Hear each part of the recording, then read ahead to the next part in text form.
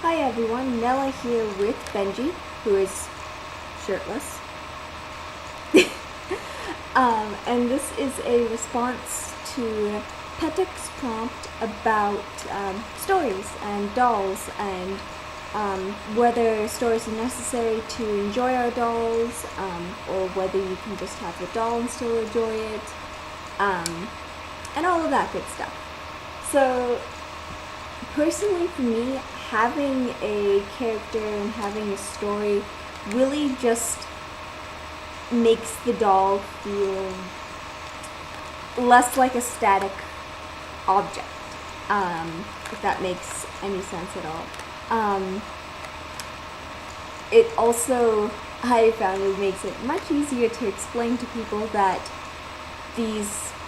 my dolls are representations of characters in stories I'm writing, rather than just saying, I like pretty dolls and here are my pretty dolls. That being said, I do know other people who enjoy the hobby in a different way that don't have stories, and especially not super crazy detail intensive stories.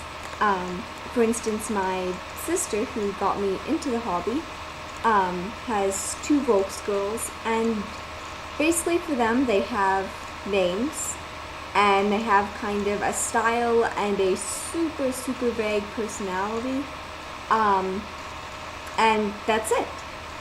And that's fine, that's how she enjoys it. For me though, having the story definitely, like I said, it just kind of elevates the doll from being a static plaything to really being a dynamic presence for me. Even though obviously I'm the one who has to move them to make them dynamic. But you get the idea.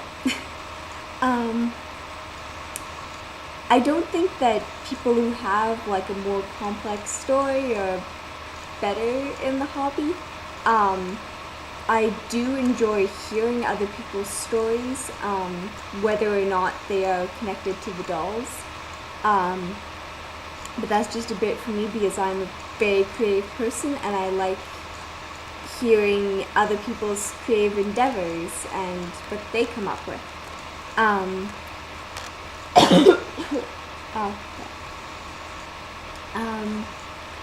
I can say making a character for me usually comes pretty naturally. I even had that, for instance, with the fashion dolls I recently got, that even the one I hadn't customized, I hadn't cut her hair or washed any gel out or painted her face at all. I just took her out of the stock clothing and put her in some regular clothing. Even just doing that, I found I started coming up with a vague character and how she'd interact with people. But for me, that's a very natural, organic process.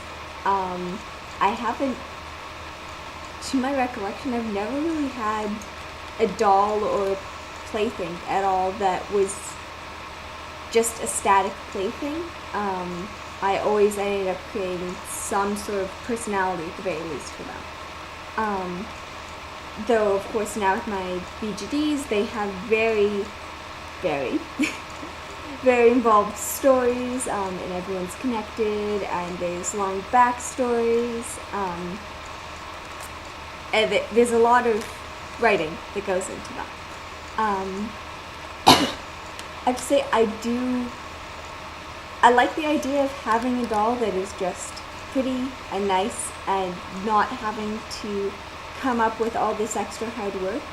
And I definitely actually admire people that can do that they can have a character or a doll with a super involved backstory and then also have a doll that is just nice to dress up and just have fun looking at and playing with without having to have, like a novel in their head of what this doll has gone through.